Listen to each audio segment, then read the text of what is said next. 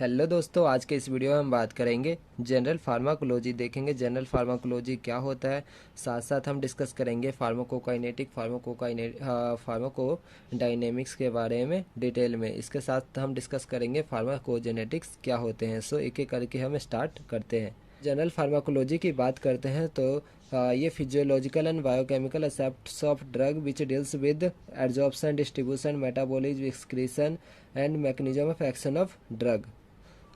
अब हम branch of pharmacology की बात करते हैं। ब्रांच ऑफ फार्माकोलॉजी दो टाइप्स में डिवाइड किया गया है। एक है फार्माकोकाइनेटिक्स और दूसरा pharmacodynamics. Pharmacokinetics means what is the action of body on the drug. क्या एक्शन करता है हमारा बॉडी ड्रग पे। तो जब ड्रग हमारे बॉडी पे जाता है तो बॉडी क्या करता है, उसको एब्जॉर्ब करता है, फिर डिस्ट्रीब्यूट करता है डिफरेंट बॉडी के पार्ट्स में, फिर उसका मेटाबोलाइज करता है, फिर एक्सक्रीट करता है। वही हम पढ़ेंगे फार्माकोकाइनेटिक्स में। Effect of body on the drug, absorption, distribution, metabolism, excretion. उसके बाद हम फार्माकोडायनेमिक्स की बात करते हैं तो इसमें हम पढ़ते हैं pharmacodynamics, what is the action of drug, D से ड्रग, ऑन द बॉडी। इसमें पढ़ते हैं क्या एक्शन होता है, किस तरह से वो रिसेप्टर पे अटैच होता है, अपना मैकेनिज्म ऑफ एक्शन शो करता है। Drug act on the receptor and show their action. ये ड्रग है हमारा, ये यहाँ पे रिसेप्टर है। ये ड्रग रिसेप्टर पे अटैच हो गया और अपना एक्शन शो करने लग गया है। तो ये जो हमारा आई ए है, ये इंट्रिंसिक एफिनिटी है। I A means ability to produce action after binding to receptor. Means ability क्या है ड्रग की, एक्शन शो करने की जब रिसेप्टर पे बाइंड करते हैं। I A ability to produce action after binding to receptor. और absorption, distribution, metabolism, excretion also known as ADME because deals with 4 factor: absorption, distribution, metabolism and excretion. अब हम एक एक करके डिस्कस करते हैं। सबसे पहले देखते हैं एब्जॉर्प्शन के बारे में। सबसे पहले हम बात करते हैं एब्जॉर्प्शन की। तो movement of drug from the site of administration to the blood. Parameter on which absorption of drug depend is lipid solubility of drug. जितना ज़्यादा लिपिड सॉल्युबल होगा ड्रग, उतना ज़्यादा उसकी एब्जॉर्प्शन होगी। Drug is absorb in non ionisable form as it is lipid soluble. जो drug होते हैं एब्जॉर्ब होते हैं नॉन आयोनाइजेबल फॉर्म में, क्योंकि जो नॉन आयोनाइजेबल फॉर्म होते हैं वो लिपिड सॉल्युबल होते हैं, जबकि आयोनाइजेबल फॉर्म वो लिपिड सॉल्युबल नहीं होते हैं। pKa is the pH of the medium at which 50% of the drug can cross the membrane and rest 50% of the drug can cross the membrane। 50% drug जो होते हैं क्रॉस कर लेते हैं मेम्ब्रेन को, जो बाकी रेस्ट 50% होते हैं वो when the medium is same drug can cross. जब मेम्ब्रेन सेम होते हैं, मीडियम सेम होते हैं, मीन्स जब acidic drug can cross acidic medium, basic drug can cross basic medium में क्रॉस करते हैं। तो अब हम बात करते हैं बायोअवेलेबिलिटी के बारे में। बायोअवेलेबिलिटी की बात करते हैं तो amount of drug in the systematic circulation available for show their action. कितना ड्रग सिस्टमैटिक सर्कुलेशन में है अपना एक्शन शो करने के लिए। Percentage of given dose which reaches the systematic circulation depend upon 2 factor. 2 factor पे डिपेंड करता है, एक तो एब्जॉर्प्शन पे, दूसरा फर्स्ट पास मेटाबॉलिज्म पे। एब्जॉर्प्शन कितना ड्रग एब्जॉर्ब हुआ है तो उतना सिस्टमैटिक सर्कुलेशन में पहुंचेगा, और दूसरा फर्स्ट पास मेटाबॉलिज्म, कितना ड्रग फर्स्ट पास मेटाबॉलिज्म के बाद ये ड्रग सिस्टमैटिक सर्कुलेशन में पहुंचा है। बायोअवेलेबिलिटी इन्वर्सली प्रोपोर्शनल है फर्स्ट पास मेटाबॉलिज्म के। मीन्स जितना ज़्यादा फर्स्ट पास मेटाबॉलिज्म होगा ड्रग का, उतनी कम ड्रग सिस्टमैटिक सर्कुलेशन में पहुंच पाएगी, उतनी कम ड्रग अवेलेबल होगी अपना एक्शन शो करने के लिए। दूसरा बायोअवेलेबिलिटी जो होता है डायरेक्टली प्रोपोर्शनल होता है एब्जॉर्प्शन के। जितना ज़्यादा एब्जॉर्प्शन होगा उतनी ज़्यादा बायोअवेलेबिलिटी होगी। If we give a drug by IV route bioavailability is 100। क्योंकि जब हम ड्रग को IV रूट से देते हैं तो वो ड्रग फर्स्ट पास उस ड्रग में फर्स्ट पास मेटाबॉलिज्म नहीं होता है, वो डायरेक्ट क्रॉस कर जाता है, सिस्टमैटिक सर्कुलेशन में डायरेक्ट पहुंच जाता है। तो इसलिए उसकी जो वायबिलिटी होती है 100% होते हैं, जबकि हम अगर ओरल रूट से देते हैं तो उसकी वायबिलिटी डिक्रीज कर जाती है, क्योंकि उसमें फर्स्ट पास मेटाबॉलिज्म हो जाते हैं और कुछ amount of drug ionised form में कन्वर्ट हो जाते हैं। और हम जानते हैं कि जो आयोनाइज्ड फॉर्म होते हैं ड्रग के वो लिपिड सोलुबल नहीं है, इसीलिए वो सिस्टमैटिक सर्कुलेशन में नहीं पहुंच पाते हैं। अब हम बात करेंगे प्लाज्मा कंसंट्रेशन और टाइम ग्राफ के बारे में। अब हम देखते हैं प्लाज्मा कंसंट्रेशन और टाइम ग्राफ के बीच में रिलेशन। ये जो हमारा है, ये जो ऊपर वाला लाइन है प्लाज्मा कंसंट्रेशन और ये है टाइम, और ये जो यहाँ पे है ये हमारा मैक्सिमम कंसंट्रेशन है यहाँ पे, और ये maximum time. So C maximum plasma concentration that can be obtained with a particular dose. So ये जो सी मैक्स है यहाँ पे मैक्सिमम कंसंट्रेशन है जो पर्टिकुलर डोज से ऑब्टेन किया गया है, और टी मैक्स जो है time required to reach the maximum plasma concentration, जो यहाँ पे है टी मैक्स है, कितना ज़्यादा टाइम लगा है जिससे कि हम यहाँ पे प्लाज्मा कंसंट्रेशन पे पहुँच पाए हैं। So time required to reach the maximum plasma concentration. और AUC जो है टेल करता है एक्सटेंट ऑफ एब्जॉर्प्शन। ये जो एरिया अंडर कर्व है, ये एरिया अंडर कर्व ये हमें एक्सटेंट ऑफ एब्जॉर्प्शन के बारे में बताता है। अब हम बात करते हैं डिस्ट्रीब्यूशन के बारे में। तो डिस्ट्रीब्यूशन की बात करते हैं तो amount of drug going to the tissue, कितना ड्रग है जो टिश्यू के अंदर जा रहा है। वॉल्यूम ऑफ डिस्ट्रीब्यूशन को सिंपली हम निकाल सकते हैं, अमाउंट ऑफ ड्रग को प्लाज्मा कंसंट्रेशन से डिवाइड कर देंगे, हमारे पास आ जाएगा volume of distribution. So most important parameter that determine the loading dose of drug, loading dose divided equal to volume of distribution into target PC.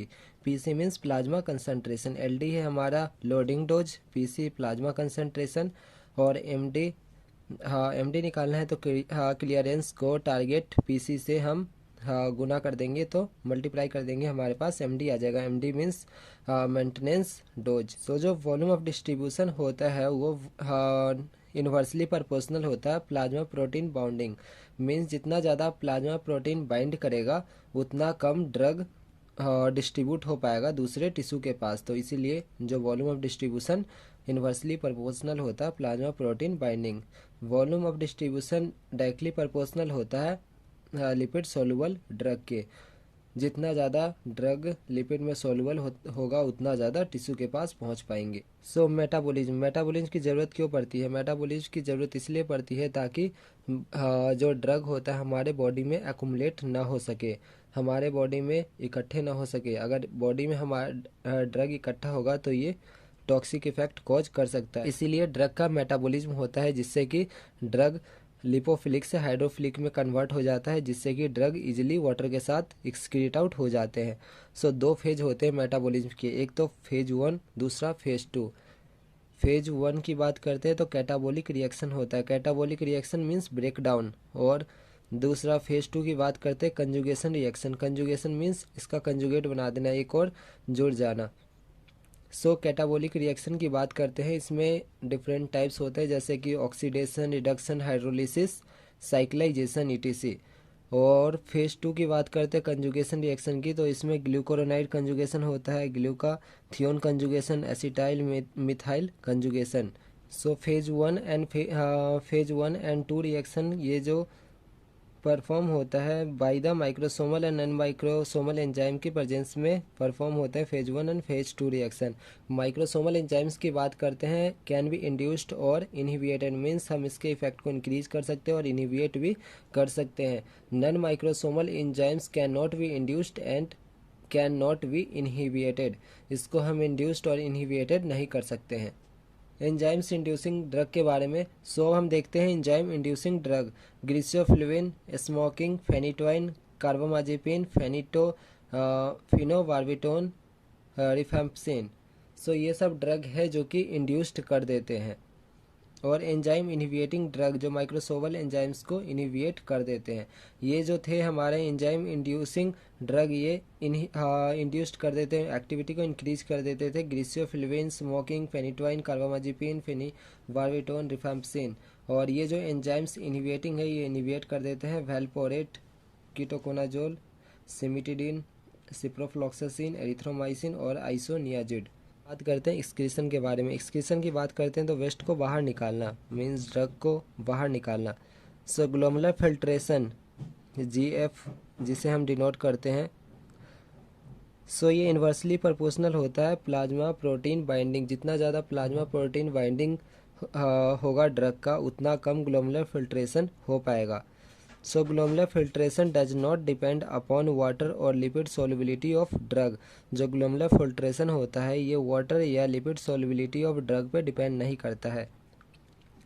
इसके बाद ट्यूबुलर रीअब्जॉर्प्शन। ट्यूबुलर रीअब्जॉर्प्शन की बात करते हैं, depend on lipid solubility. So lipid soluble drug can be रीअब्जॉर्ब्ड।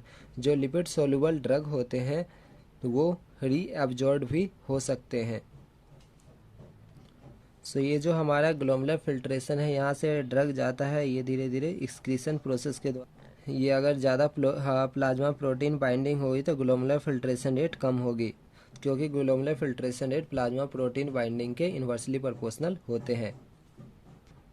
इस diagram की मदद से हम आसानी से समझ सकते हैं, जब ये ड्रग जाती है तो यहाँ पे ये हमारा एफरिएंट आर्ट्रियोल है, ये इफ्रिएंट आर्ट्रियोल है, ये हमारा रेनियल वेन है, और ये यूरिनरी एक्सक्रीशन, यहाँ से एक्सक्रीशन होती है, और ये हमारा ग्लोमेरुलर कैपिलरीज है, और ये बाउमिन्स कैप्सूल है। सो जो ड्रग आता है यहाँ पे जो फर्स्ट नंबर है, यहाँ पे फिल्ट्रेशन होती है। जो ड्रग आता है यहाँ पे ड्रग फिल्टर होता है। सो ये जो फिल्ट्रेशन होती है does not depend upon lipid solubility of drug. ये इस पर डिपेंड नहीं करता है कि ड्रग लिपिड सोल्यूबल है या नहीं है। उसके बाद जो सेकंड हमारा ट्यूबुलर रीअब्जॉर्प्शन। जो ट्यूबुलर रीअब्जॉर्प्शन है, अगर लिपिड सोल्यूबल ड्रग होती है तो ये दोबारा रीअब्जॉर्ब हो जाता है। सो depend upon the lipid solubility. So lipid soluble drug can B reabsorb. जो लिपिड सोल्यूबल ड्रग है, यहाँ से ट्यूबुलर रीअब्जॉर्प्शन, ये रीअब्जॉर्प्शन हो रहा है, यहाँ से जो लिपिड सोल्यूबल ड्रग है दोबारा रीअब्जॉर्ब हो जाएगा, जिसके कारण वो बॉडी के अंदर एक्युमुलेट हो जाएगा। अब हम देखेंगे clinical significance. So clinical significance की बात करते हैं तो फॉर एस्पिरिन और any acidic drug poisoning we will make the urine alkaline. हाँ, एस्पिरिन या एनी एसिडिक ड्रग पॉइजनिंग के लिए हम यूरिन को एल्कलाइन बना देते हैं, जिससे कि ये ड्रग एब्जॉर्ब ना हो सके और इजीली एक्सक्रीट आउट हो जाए हमारे बॉडी से। For basic drug poisoning we will make the urine acidic, जिससे कि बेसिक ड्रग आराम से रीअब्जॉर्ब ना हो जाए और आराम से इजीली एक्सक्रीट आउट हो जाए बॉडी से। ये हमारा क्लिनिकल सिग्निफिकेंस था। अब हम बात करेंगे ट्यूबुलर सेक्रेशन। ट्यूबुलर सेक्रेशन जो होता है ये डिपेंड करता है transporters which are saturable, example penicillin और probenecid etcetera. So tubular secretion की बात करते हैं तो ये डिपेंड करता है upon the transporters which are saturable, example penicillin और प्रोवेनिसिड।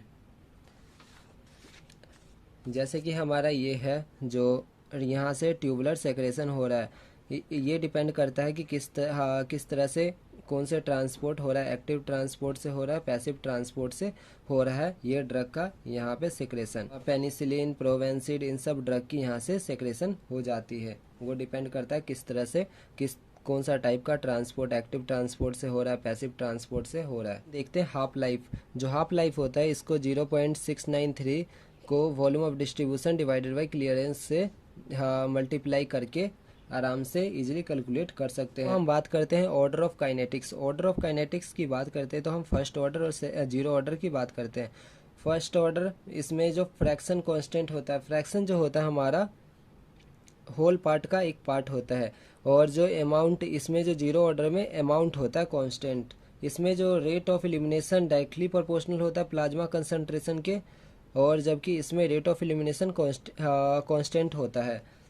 इसमें क्लियरेंस कांस्टेंट होता है, टी हाफ कांस्टेंट होता है। इसमें क्लियरेंस जो होती है इन्वर्सली प्रोपोर्शनल होता है प्लाज्मा कंसंट्रेशन के, टी हाफ जो होता है डायरेक्टली प्रोपोर्शनल होता है प्लाज्मा कंसंट्रेशन के। सो ये हमारा जो फर्स्ट ऑर्डर का ग्राफ है, drug concentration divided by half life, drug concentration half life, ये दोनों का ग्राफ है फर्स्ट ऑर्डर का, और ये है हमारा जीरो ऑर्डर में रेट ऑफ एलिमिनेशन जो है ये कांस्टेंट है। सो इसमें रेट ऑफ एलिमिनेशन जो है ये इन्वर्सली, इसमें रेट ऑफ एलिमिनेशन है प्लाज्मा कंसंट्रेशन के डायरेक्टली प्रोपोर्शनल। जितना ज़्यादा प्लाज्मा कंसंट्रेशन होगा उतना ज़्यादा रेट ऑफ एलिमिनेशन होगा। अब हम देखते हैं कौन कौन से ड्रग होते हैं जो जीरो ऑर्डर काइनेटिक्स को फॉलो करते हैं। तो warfarin, alcohol, aspirin, tolbutamide, theophylline, phenytoin. So ये जो ड्रग्स होते हैं ये जीरो ऑर्डर काइनेटिक्स फॉलो करते हैं। सो अब हम देखते हैं pharmacodynamics. Pharmacodynamics, what is the action of drug on the body. किस तरह से क्या एक्शन होता है ड्रग का बॉडी पे। तो एंजाइम इनिविएशन, सबसे पहले हम देख लेते हैं एंजाइम इनिविएशन का। एंजाइम इनिविएशन कैन बी, तो दो तरीके से हम एंजाइम को इनिविएट करते हैं, एक तो कम्पिटेटिव और दूसरा नॉन कम्पिटेटिव। कम्पिटेटिव में जो केम वैल्यू होती है इंक्रीज होती है और नॉन कम्पिटेटिव में वी मैक्स डिक्रीज होती है। नॉर्मल हम रिएक्शन कोई होता है तो ये एक्टिव साइट है, ये सबस्टेट है। ये सबस्टेट जो है एक्टिव साइट में जाके अटैच हो जाता है और प्रोडक्ट फॉर्म कर देता है। लेकिन कम्पिटेटिव इनिविएशन में ये जो सबस्ट्रेट होती है इसकी जगह ये कम्पिटेटिव इनिविएटर आ जाता है और सबस्ट्रेट अटैच नहीं हो पाता है। Substrate binding is blocked. इसमें जो कम्पिटेटिव इनिविएटर में होता है सबस्ट्रेट बाइंडिंग ब्लॉक्ड हो जाता है, जबकि नॉन कम्पिटेटिव इनिविएटर में इसमें जो होता है सबस्ट्रेट बाइंडिंग ब्लॉक नहीं होता है। इसमें जो सबस्ट्रेट बाइंडिंग ओपन ही रहता है, इसमें आके सबस्ट्रेट अटैच हो जाता है। लेकिन जो नॉन कम्पिटेटिव इनिविएटर है यहाँ पे आके अटैच कर देता है, जिसके कारण substrate binding can bind but reaction is block. लेकिन यहाँ पे सबस्ट्रेट बाइंड तो कर सकते हैं लेकिन रिएक्शन यहाँ पे ब्लॉक्ड हो जाता है। इंट्रेंसिक एक्टिविटी, इंट्रेंसिक एक्टिविटी की बात करते हैं। Ability to produce action after binding to receptor.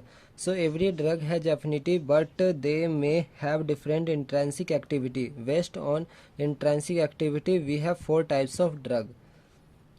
So intrinsic activity के बेस पे हमने ड्रग को 4 भागों में क्लासिफाइड किया। ऑगोनिस्ट जिसकी इंट्रेंसिक एक्टिविटी +1 होती है, पार्शियल ऑगोनिस्ट जिसकी 0 से +1 पे होती है, और inverse agonist 0 to -1 intrinsic activity होती है, और एंटागोनिस्ट जिसकी या तो नहीं होगी या 0 होगी उसकी intrinsic activity.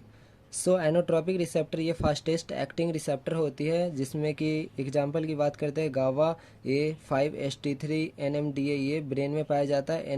NM type receptor जो होते हैं ये नर्व्स में पाए जाते हैं। ये लिगेंड गेटेड आयन चैनल है। यहाँ पे ये जो रिसेप्टर है ये चैनल ओपन है। जब यहाँ पे ड्रग कंबाइन होता है तो ये चैनल ओपन हो जाता है और जो आयंस है यहाँ पे अंदर आना स्टार्ट कर देते हैं और ये चैनल यहाँ पे क्लोज है। और ये जो हमारा मेम्ब्रेन है। दूसरे रिसेप्टर की बात करते हैं एंजाइमेटिक रिसेप्टर। ये टायरोसिन काइनेज रिसेप्टर्स होते हैं। Cytokine receptors, IL receptor, interferon receptor ये प्रोलैक्टिन, इंसुलिन और ग्रोथ हार्मोन में पाए जाते हैं। जैसे कि ये हमारा ये रिसेप्टर है, इसमें जो ये है हमारा इंसुलिन रिसेप्टर है जिसपे ये ड्रग इंसुलिन आके अटैच हो रहा है। इंसुलिन अटैच हो रहा है, ये इंसुलिन खुलेगा और ये इस तरह के अपना एक्शन शो करेगा। ये इंसुलिन रिसेप्टर है, यहाँ पे इंसुलिन आके अटैच होगा और अपना एक्शन शो करेगा। इसके बाद हम बात करते हैं इंट्रासेलुलर रिसेप्टर, जो सेल्स के अंदर होते हैं रिसेप्टर। सो न्यूक्लियर रिसेप्टर, इसमें न्यूक्लियर रिसेप्टर सुपर फैमिली ये स्लोएस्ट एक्टिंग रिसेप्टर्स होती है। ये 2 तरह के होते हैं इंट्रासेलुलर रिसेप्टर, एक तो साइटोप्लाज्मिक रिसेप्टर और दूसरा न्यूक्लियर रिसेप्टर। साइटोप्लाज्मिक रिसेप्टर जो कि साइटोप्लाज्म में होते हैं, कॉर्टिकोस्टेरॉइड्स, ग्लूकोस्टेरॉइड्स, मिनरलोकॉर्टिकोइड्स और विटामिन डी। और न्यूक्लियर रिसेप्टर में sex hormone, EPT, vitamin A, thyroid hormone T3, T4 ये होते हैं present.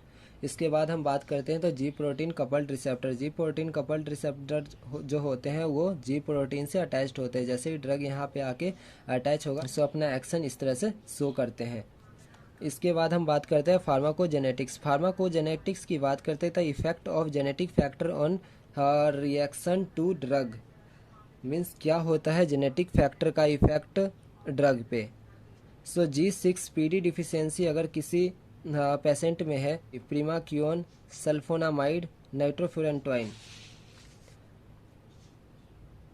फ्यूराजोलिडोन, this drug cause haemolysis in patient with G6PD deficiency. अगर किसी पेशेंट को G6PD डिफिशियंसी है, अगर उनको ये मेडिसिन दिया जाता है फ्यूराजोलिडोन, प्रीमाक्विन,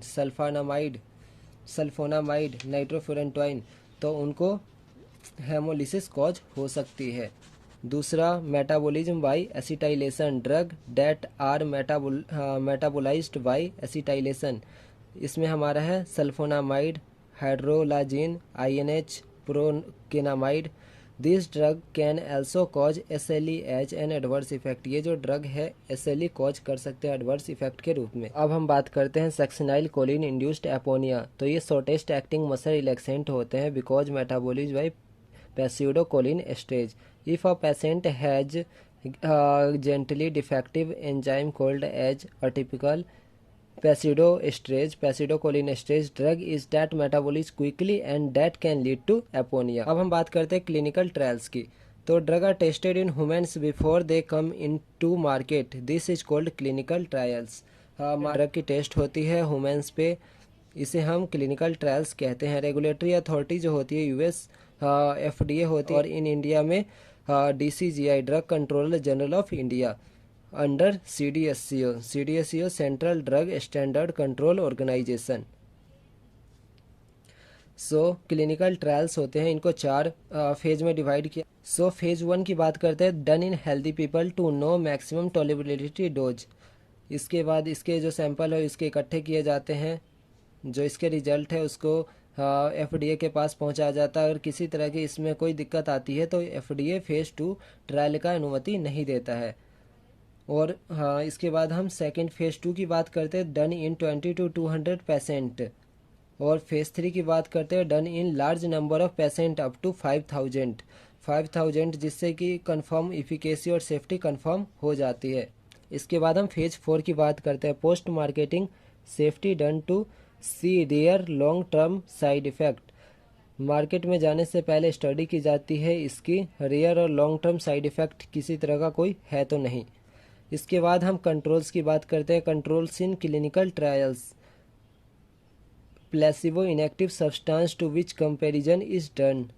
जो स्टैंडर्ड ड्रग कंट्रोल होता है इसे फेज 3 में किया जाता है, जहाँ पे नया ड्रग को कंपेयर किया जाता है एग्जिस्टिंग ड्रग के साथ।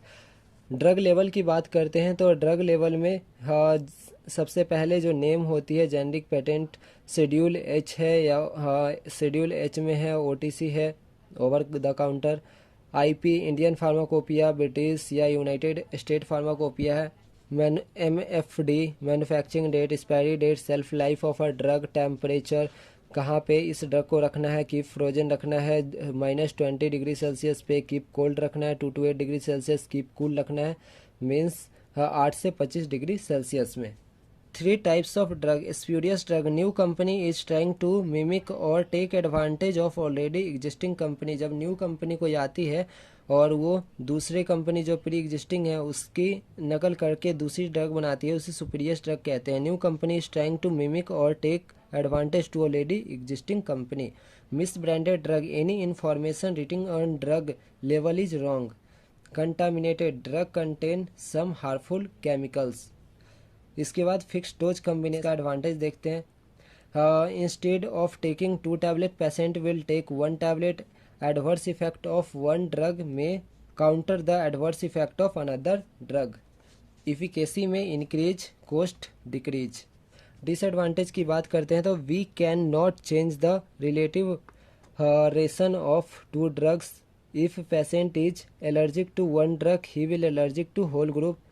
May be rationally use may add to the cost if other drug is added unnecessarily. ठीक है दोस्तों, अगर आपको वीडियो अच्छी लगे तो वीडियो को लाइक करें। अभी तक चैनल को सब्सक्राइब नहीं किया तो चैनल को सब्सक्राइब कर ले, क्योंकि इस चैनल पे आपको इस तरह की वीडियो मिलती रहेगी। धन्यवाद।